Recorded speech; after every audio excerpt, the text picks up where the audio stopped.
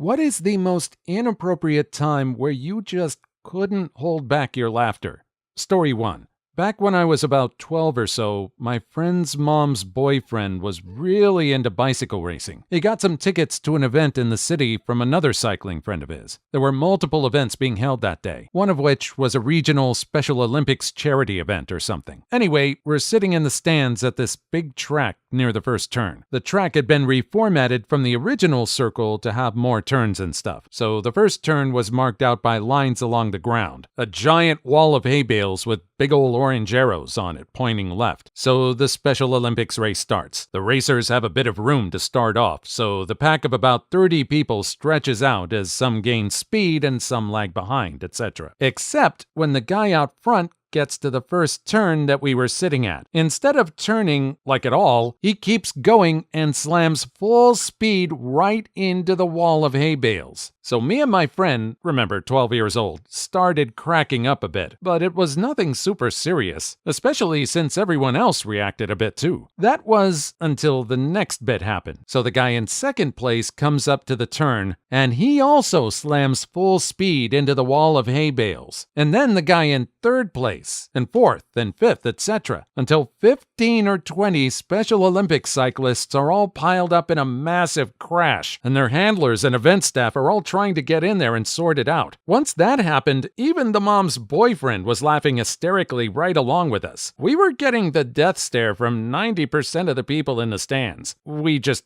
got up and went home after that. That does sound kind of funny. I am not laughing at Special Olympians. Just the fact that everyone did the same thing the first person did. Maybe they didn't see the arrow. Maybe they thought slamming into a bunch of hay bales would be fun. This would be hilarious if these people weren't Special Olympians. Story 2. I was visiting friends in St. Louis. We had been out drinking the night before and decided to see a movie. The closest movie theater was in the local mall, so we decided to get some food first and then catch the movie. We get to the mall, my friends start getting food, and I go to the map right outside the food court to see where the theater is. I'm hungover, but in a 21-year-old energetic kind of way. And as I'm walking to the map, the crowd parts. That's when I see it, or rather them. Two little people. Two honest-to-God little people are looking at the map that I want to use to check where the theater is. And it's not like it was a regular, oh hey, these are just two people checking where something is kind of moment. The crowd I was walking through parted, revealing these two tiny little people up on their tiptoes trying to point things out to each other on the map. In my incredibly hungover state with no filter in place, I burst out laughing. They looked at me. They looked right at me and gave me the dirtiest of looks that I richly deserved. But seeing that much hate coming from four tiny little eyes only made me laugh more. I felt like a jerk. Years later, I ended up in a bar telling a joke about little people where the punchline was, "What do you do to a little person? You toss it," only to have my friend's face sink and look behind me. Another little person had snuck up while I was telling my story and was standing right beside me when I delivered the punchline. If there is such a place as little person hell, I deserve to go there. Well, if I can get through the door anyway. That last line tells me he's not sorry. He's not sorry he told those jokes. I don't think he's sorry he laughed at those two little people at the movie theater. It reminds me of that South Park episode where a little person was speaking and Cartman just laughs without any filter whatsoever. No one else thinks it's funny but him, and he just laughs like he doesn't care, like it's the most normal thing in the world. I'd say watch out. You could get beat up that way. Story 3. My Mandarin teacher's voice cracks all the time. When she tells us to start class, Shan Ki. Also, the other day we were role-playing, her words, not mine, that she was my waiter at a restaurant. She looked me dead in the face and asked for my order. Shenmei, Xian Hang Ni Yao. It was so violent and unexpected that I just burst out laughing in her face. Played it off like my friend told me a joke and she wasn't even bothered. It's hilarious. And her pronunciation of English words? Sweet potato, sweet potato, persimmon, persimmon, and the list goes on and on. She's a really nice lady. Can't emphasize this enough. And English is her second language, so I shouldn't laugh, but damn if that stuff ain't hilarious. Yeah, cut some slack there, buddy. English is a hard enough language. Chinese is a hard enough language. Trying to master one or the other takes a lot of patience. People have been making fun of people's accents for centuries. Maybe it's just the way it sounds hits you, that it's that funny. I can understand that, but I hope you grow out of it. Story 4.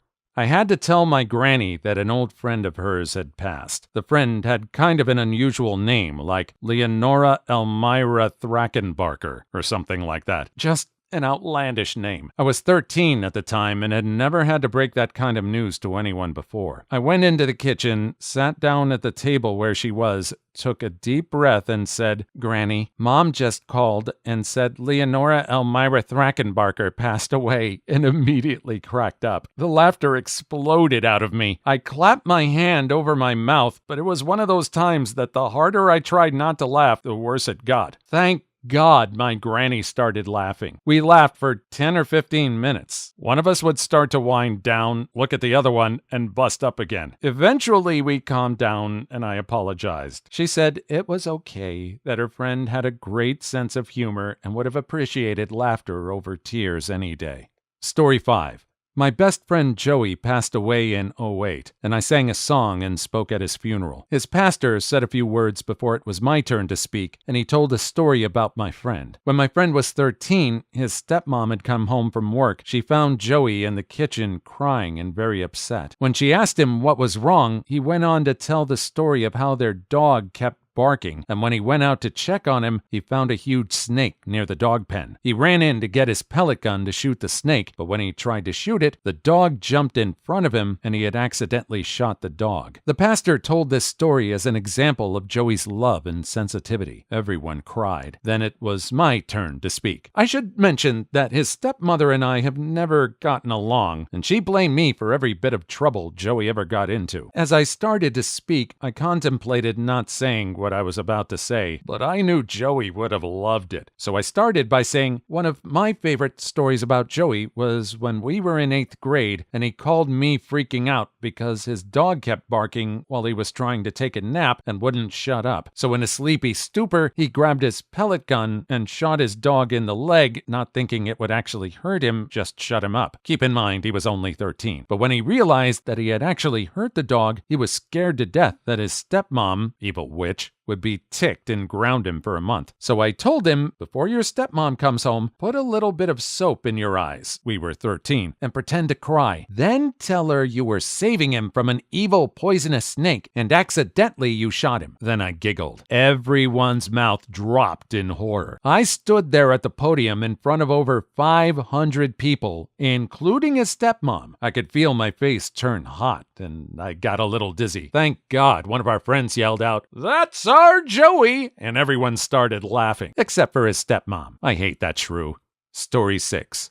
Wasn't me myself, but a friend of a friend. 3 guys were sitting in a shed on a cold winter's day, and they decided that they would make a fire. They also thought that it was a good idea to start sniffing fumes from a propane bottle, the type for Barbies. Unfortunately, while passing the propane bottle onto his mate, he and the propane bottle fell into the fire. The other 2 bolted from the shed as fast as they could, leaving their mate behind. As you would expect, the propane bottle exploded and unalived the guy who was left behind. This is where a friend of a friend comes in. He is a cop, and he had the unfortunate task of telling the parents of the perished man what happened. He explained to the mother and father exactly what had happened, and they'd come to the conclusion that it was an unfortunate accident and no one would be charged with an offense. At this point, the mother turned to the father and said, "So should we get him cremated?" The police officer had to try his absolute hardest to not laugh in this situation as there was no way to cremate the body because it was vaporized in the explosion. Unfortunately, he let out a few sniggers and had to shoulder them off as coughing. To this day, my friend and this police officer tell everyone they can about what happened that day. P.S. Cops use humor to deal with terrible situations. I can understand cops having a dark sense of humor. They deal with dark situations all the time. This situation is probably one of the lighter examples. The police officer also knew something the parents didn't. I'm sure on his side it was absolutely funny. Can't cremate? Nothing to cremate. It would have to be a symbolic cremation, or maybe just put some sand in a vase and pretend.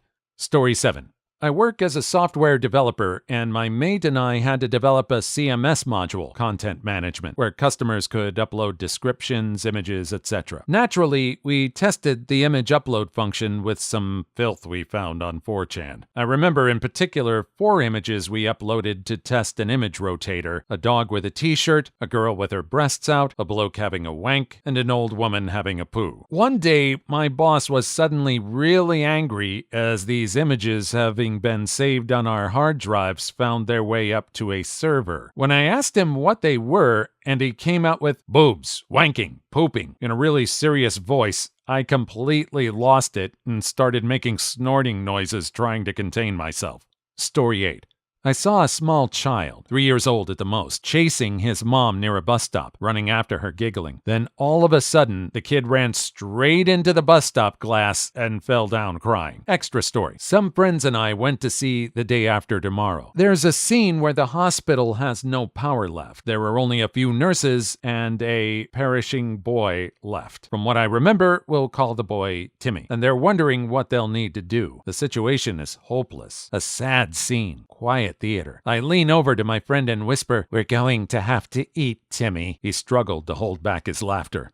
Story 9. My aunt's funeral. My sister and I were sitting behind our great uncle who was in a wheelchair and had dementia. My mom, her sister, and cousins, aka the man in the wheelchair's daughter and nieces, got up to read prayers. My uncle says loudly to his wife next to him, "Janet, who the hell are these girls?" and started giggling, and she tried to shush him. That was followed by, "No, seriously, do you know these girls?" And she quietly tried to explain who. She gets to his niece, Jacinta, and he says, "You can't expect me to believe that fat woman is our Jacinta. For Pete's sake, Janet, she's huge." We were in near hysterics at this point. No one else was amused, least of all Jacinta. Oh no, that's so awful. The man has no filter. Can you imagine how it must feel not only to attend a funeral of a relative, but to get insulted by another relative? That is sad, but it's funny at the same time. You gotta take the humor where you can get it.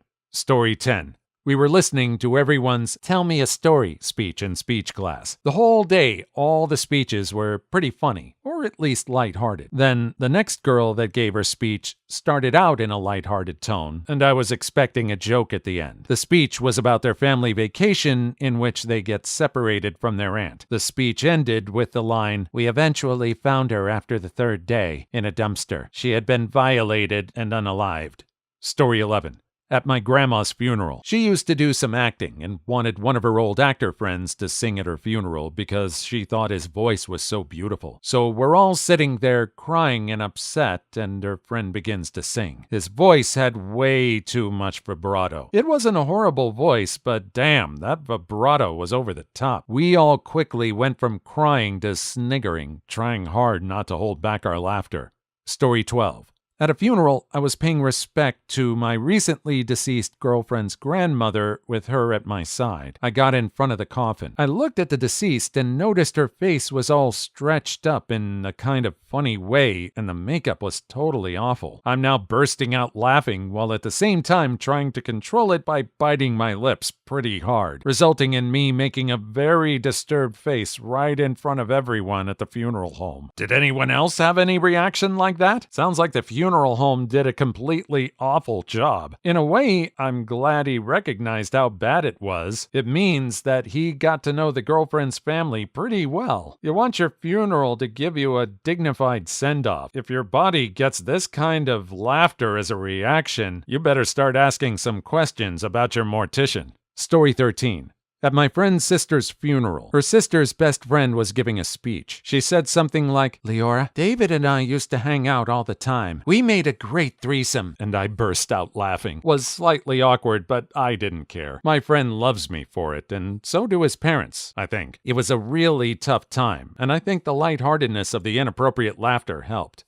Story 14. A kid at my high school offed himself, and everyone was told in the morning. Lunch came around, and everyone was somber to the point of practically no talking. My friend comes in late, sees everyone not talking, and says, "Geez, who passed?" Cue angry stares from everyone, and I can't help but laugh. Not sure who got more glares in the end.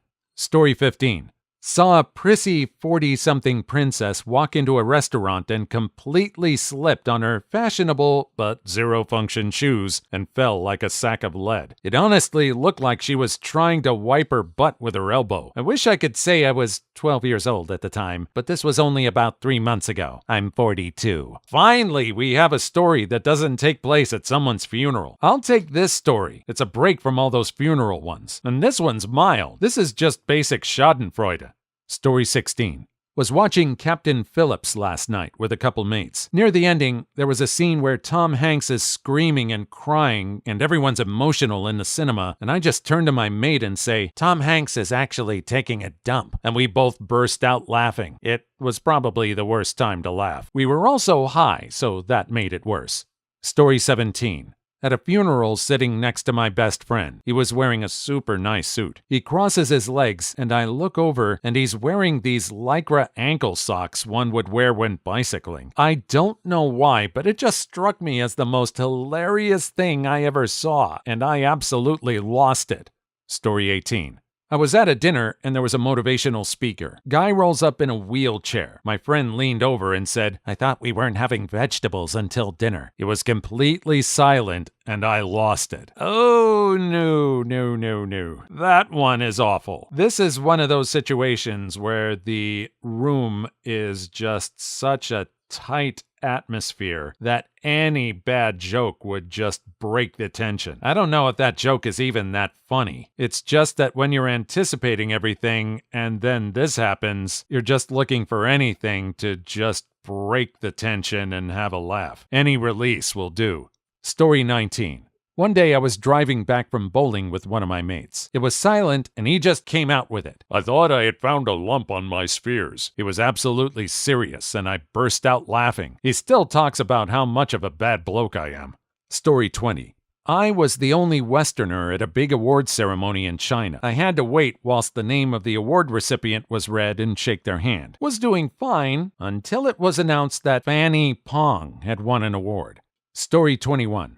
Lunch in middle school. Someone was making an announcement, so the whole cafe was quiet. Out of nowhere, this special kid lets out a really loud "ee" sound. My whole table started laughing. Please leave your story in the comments. I would love to make a video on them in the future. Also, don't forget to like and subscribe.